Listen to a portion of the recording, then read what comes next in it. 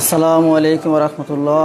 আলহামদুলিল্লাহ রাব্বিল আলামিন ওয়াসসালাতু ওয়াসসালামু আলা সাইয়্যিদিল মুরসালিন ওয়া আলা আলিহি ওয়া সাহবিহি আজমাইন, আম্মা বাদ।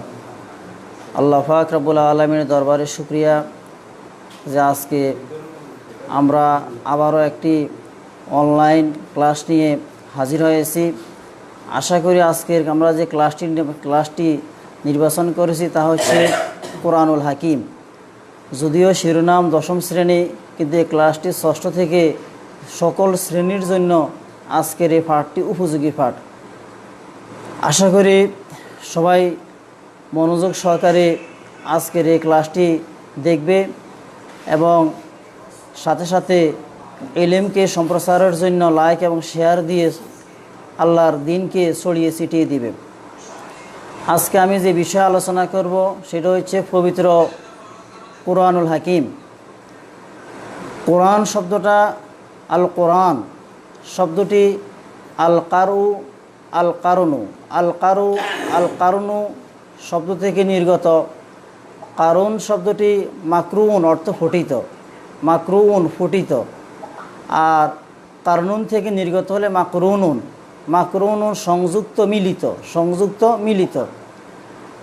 কোরআন শব্দটি আল্লাহ পাক রব্বুল আলামিন 61 বার, কোরআন শরীফে কোরআন শব্দটি মোট 61 বার আছে। যেমন লাওয়াংজালনা হাযাল কোরআন আলা জাবাল, লাওয়াংজালনা হাযাল কোরআন, আমি এই কোরআনকে নাজিল করেছি। অন্য আয়াতে আল্লাহ পাক রব্বুল আলামিন বলেছেন লাউলা নুজিলা আলাইহিল কোরআন জুমলাতান ওয়াহিদাহ।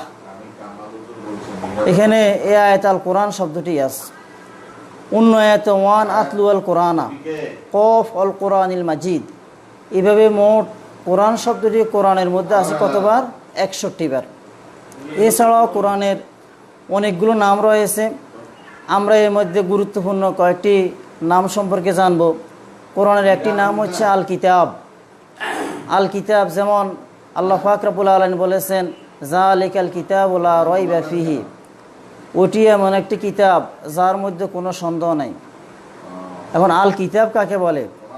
আল কিতাব আল মুনাজ্জালু আলা রাসূলিল্লাহ সাল্লাল্লাহু আলাইহি ওয়াসাল্লাম মিনাল্লাহি তাআলা বিওয়াসিতাতি জিবরিল আলাইহিস সালাতু ওয়াস সালাম, আল মাকতুবু ফিল মাসাহিব, আল মানকুলু আনহু নাকলান মুতাওয়াতিরান বিলা শুবহা।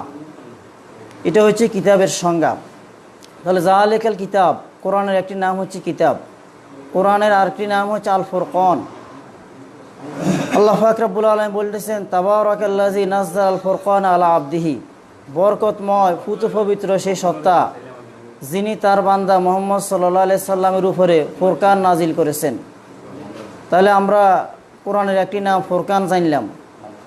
কোরআনের আরেকটি নাম হচ্ছে আল হুদা, হেদায়েত। হুয়াল্লাযী আরসালা রাসূলাহু বিল হুদা, তিনি সেই সত্তা যিনি তার রসুলকে হেদায়েত নিয়ে পাঠিয়েছেন। হেদায়েত মানে আল কোরআন। কোরআনের আরেকটি নাম হচ্ছে আর নূরুন ওয়া কিতাবুম মুবিন, নূর। কোরআনের আরেকটি নাম হচ্ছে আর জিকির, ইন্না নাহনু নাযালনা যিকরা ওয়া ইন্না লাহু লাহাফিজুন, নিশ্চয় আমি এই জিকির নাজিল করেছি এবং তার হেফাজতকারী আমি হব। তাহলে কোরআন আরও অনেক নাম আছে। কিতাবুম মুবিন, তিলকাল আয়াতুল কিতাবিল মুবিন, তানজিলিল কিতাব মিনাল্লাহিল আজিজিল হাকিম। এইভাবে কোরআনের অনেকগুলো নাম রয়েছে। আমরা তার মধ্যে কিছু নাম আমরা জানলাম। এরপরে যে বিষয়টি, আল্লাহ পাক রব্বুল আলামিন এই কোরআনকে সর্বশ্রেষ্ঠ নবী মুহাম্মদ রাসূলুল্লাহ সাল্লাল্লাহু আলাইহি ওয়াসাল্লামের উপরে নাজিল করেছেন। সর্বপ্রথম তাঁর বয়স যখন 40 বছর, তিনি মক্কার অদূরে হেরা গুহার মধ্যে ধ্যানমগ্ন ছিলেন।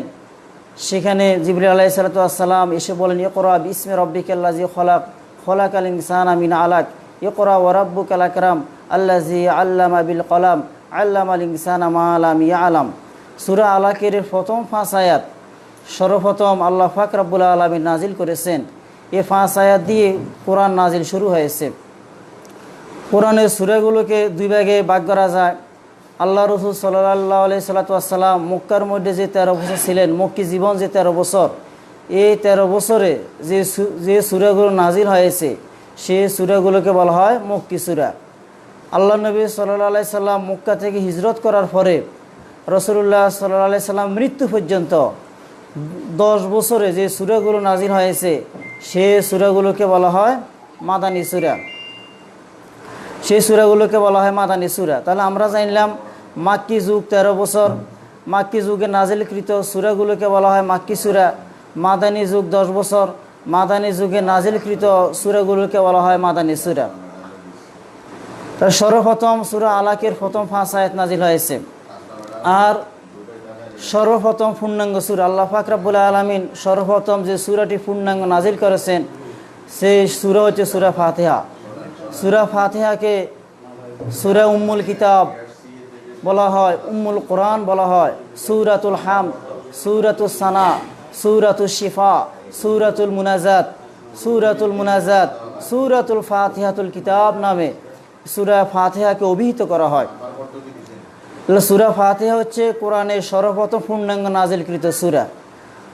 মোট মক্কার মধ্যে মক্কি যুগে কোরআনে হাকিমের মধ্যে মোট সূরার সংখ্যা হচ্ছে 114টি। 114টি হচ্ছে কোরআনের মোট সূরা। আয়াত সংখ্যা 6236, মতান্তরে 6666টি হচ্ছে কোরআনের আয়াত। 30 পারা বিভক্ত। রুকুর সংখ্যা 540টি, 540টি রুকু রয়েছে।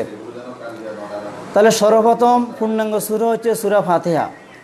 আর মক্কি যুগে যে 86টি সূরা নাজিল হয়েছে, মক্কি জামানা যে 86টি সূরা নাজিল হয়েছে, অধিকাংশ মুফাসসিরদের মতে সর্বশেষ মাক্কি সূরা হচ্ছে সূরা আনকাবুত। তাহলে সর্বশেষ যে সূরা মক্কা নাজিল হয়েছে, মক্কি যুগে নাজিল হয়েছে, সেই সূরার নাম কি? সূরা আনকাবুত। এরপর আল্লাহ রাসূল সাল্লাল্লাহু আলাইহি সাল্লাম যখন মক্কা থেকে হিজরত করে তিনি মদিনায় গিয়েছেন, মদিনা যাওয়ার পরে সর্বপ্রথম মাদানী সূরা, মদিনায় সর্বপ্রথম যে সূরাটি নাজিল হয়েছে সেই সূরার নাম হচ্ছে সূরা মুতাফফিফিন, ওয়াইলুল লিল মুতাফফিফিন। এই সূরাটি মদিনার মধ্যে সর্বপ্রথম নাজিল হয়েছে। মদিনা যুগের সর্বশেষ সূরা, দীর্ঘ 10 বছরের মাদানী জীবনের সর্বশেষ আল্লাহ নবী সাল্লাল্লাহু আলাইহি ওয়াসাল্লামের উপরে যে সূরাটি পূর্ণাঙ্গ সূরা হিসেবে নাজিল হয়েছে সেই সূরাটি হচ্ছে সূরা নসর, ইজা জা নাসরুল্লাহি ওয়াল ফাত। এই সূরাটি হচ্ছে সর্বশেষ নাজিলকৃত পূর্ণাঙ্গ সূরা। আর মদিনা শহরে এই সূরাটি নাজিল হয়েছে মক্কায়, কিন্তু যেহেতু রাসূলুল্লাহ সাল্লাল্লাহু আলাইহি সাল্লামের হিজরতের পরে নাজিল হয়েছে, এই জন্য এই সূরাকে মাদানী সূরা বলা হয়। আমার উপরে সর্বশেষ যে সূরা নাজিল হয়েছে সেই সূরার নাম সূরা তাওবা। তাহলে মদিনায় সর্বশেষ নাজিলকৃত সূরার নাম কি? সূরা তাওবা। আর মাদানী যুগের সর্বশেষ নাজিলকৃত সূরা হচ্ছে সূরা নসর।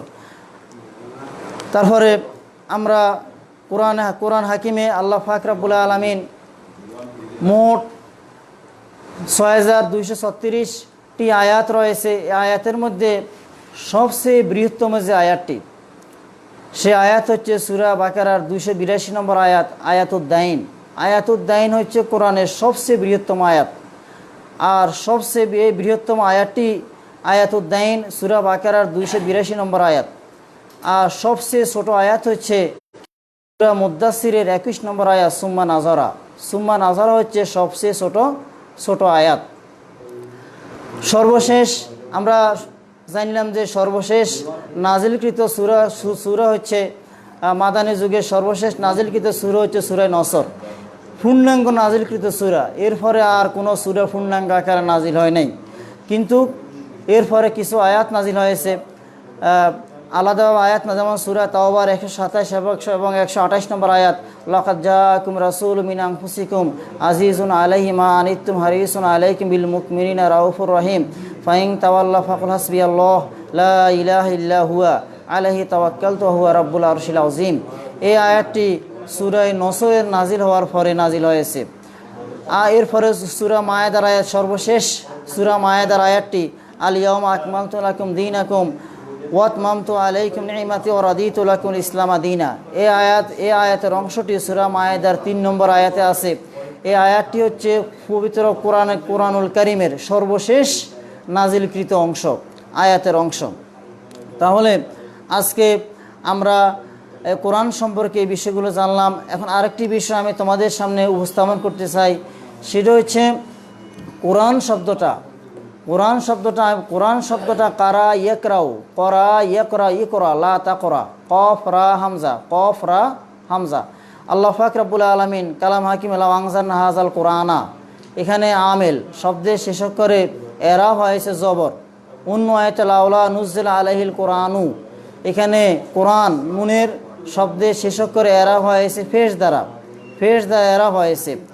অন্য আয়াতের মধ্যে ইন্না জাআলনা কুরআনান আরাবিয়ান লাআল্লাকুম তাআকিলুন, ইন্না জাআলনা কুরআনান আরাবিয়ান, কোরআনান, এখানে কোরআনান কোরআনের শেষে আমেল এরা হয়েছে তানবিন দ্বারা। অন্য আয়াতে অনুনাজ্জিলু মিনাল কোরআনে, অনুনাজ্জিলু মিনাল কোরআনে, কোরআনের নিচে নুনের মধ্যে এরা হয়েছে জেদ দ্বারা। এখন কোরআন শব্দটা মুনসারিফ আম গায়রে মুনসারিফ, কোরআন শব্দটা কি? এখানে আমরা মুনসারিফ এবং গায়রে মুনসারিফ এরাব আমরা আগের ক্লাসে নিয়েছি যে কোনো শব্দের শেষে যদি আলিফ আর নুন জায়দা তান থাকে, অতিরিক্ত আলিফ এবং নুন থাকে, সেটা হচ্ছে আলিফ আর নুন জায়দা তান। আর সেটা যদি আলম হয়, আলম এবং আলিফ আর নুন জায়দা তান, তাহলে সেটা গায়রে মুনসারিফ। এখন কোরআনের শেষে যে আলিফ এবং নুন আছে এটা অতিরিক্ত কিনা? উত্তর হচ্ছে না, কোরআনের শেষে যে আলিফ এবং নুন আছে এটা অতিরিক্ত নয়। এখানে কোরআন কফ রা হামজা, কফ রা হামজা, করা হচ্ছে মূলক্ষর, করা হচ্ছে মূলক্ষর। সুতরাং এখানে নুনের আগে যে আলিফটা, এই আলিফটা অতিরিক্ত নয়। তাহলে কোরআনের আগে করা, এই হামজাটি যেহেতু অতিরিক্ত না, মূলক্ষর, সেই জন্য কোরআন শব্দটা মুনসারিফ। মুনসারিফের কারণে এখানে অনুনাজ্জিলু মিনাল কোরআনে, অনুনাজ্জিলু মিনাল কোরআনে, মিন হরফজল আল কোরআন মাজরুর, কোরআনের নিচে জের হয়েছে। ইন্না সামি'না কোরআনান আযাবা, ইন্না সামি'না কোরআনান আযাবা, কোরআন শব্দটা মুনসারিফ হওয়ার কারণে এখানে তানবিন হয়েছে। তাহলে কোরআন মুনসারিফ, এই জন্য কোরআনের মধ্যে কাসরা এবং তানবিন কি হয়? গ্রহণ করে। আমরা আমাদের আজকের কোরআন সম্পর্কে যে মুক্তাসার আমরা মৌলিক যে বিষয়গুলো জানার জন্য চেষ্টা করেছি, এর মধ্যে আরেকটি বিষয় যে কোরআনের সবচেয়ে বৃহত্তম সূরা হচ্ছে সূরা বাকারা, যে সূরার মধ্যে আয়াত রয়েছে 286টি, আর সর্বশেষ সূরা হচ্ছে সূরা কাউসার, যার মধ্যে আয়াত আছে মাত্র 3টি। তাহলে আমরা আমাদের মুক্তাসার কোরআন সম্পর্কে আলোচনা সর্বশেষ পর্যায়ে তোমাদের কাছে আমাদের অনুরোধ হচ্ছে, তোমরা কোরআন সম্পর্কে মৌলিকভাবে তোমরা ধারণা নেবে এবং কোরআন শরীফ শিখার জন্য তাসবিহ জানা আবশ্যক। তাসবিদের জন্য মাখরাজ শিখতে হবে, নুনে সাকিন তানবিন শিখতে হবে, মিমে সাকিন শিখতে হবে, সিফাত সম্পর্কে দক্ষতা থাকতে হবে। এই সম্পর্কে আরেকটি কথা বলি, সর্বপ্রথম সারা দুনিয়ার মধ্যে যিনি তাসবিদ শাস্ত্র প্রণয়ন করেছেন, কোরআনকে শুদ্ধ ভাষায় পড়ার জন্য যিনি সর্বপ্রথম তাসবিদের কিতাব লিখেছেন, তার নাম হচ্ছে মুসা ইবনে উবাইদুল্লাহ ইবনে ইয়াহিয়া। তোমরা আরেকটি শোনো, যিনি সর্বপ্রথম তাসবিদ শাস্ত্র প্রণয়ন করেছেন, তাসবিদের উপরে কিতাব লিখেছেন, তার নাম হচ্ছে মুসা ইবনে উবাইদুল্লাহ ইবনে ইয়াহিয়া। তিনি সর্বপ্রথম তাসবিদ শাস্ত্র প্রণয়নকারী। তাহলে আজকে আমরা কোরআন সম্পর্কে যে বিষয়গুলো জেনেছি, আল্লাহ রাসূল সাল্লাল্লাহু আলাইহি সাল্লামের উপরে এই 23 বছরে 114টি সূরা দিয়ে আল্লাহ পাক রব্বুল আলামিন যে কোরআনটা সাজিয়েছেন, সে কোরআন আমরা জানবো, বুঝবো, কোরআন অনুযায়ী আমরা আমাদের জীবনকে পরিচালনা করার জন্য চেষ্টা করব। আল্লাহ পাক রব্বুল আলামিন আমাদেরকে কোরআন বুঝার মানার তৌফিক দান করুক। সাথে সাথে আমরা আমাদের নিয়মিত অনলাইন ক্লাসে আমরা হাজির হব। তোমরা আশা করি আমাদের সাথে থাকবে এবং লাইক শেয়ারের মাধ্যমে আমাদের এই ক্লাসগুলো তোমরা ছড়িয়ে দিবে। আল্লাহ পাক রব্বুল আলামিন তোমাদেরকে সুস্থ রাখুক, ভালো রাখুক। ওমা তৌফিক ইল্লা বিল্লাহ, মা আসসালাম।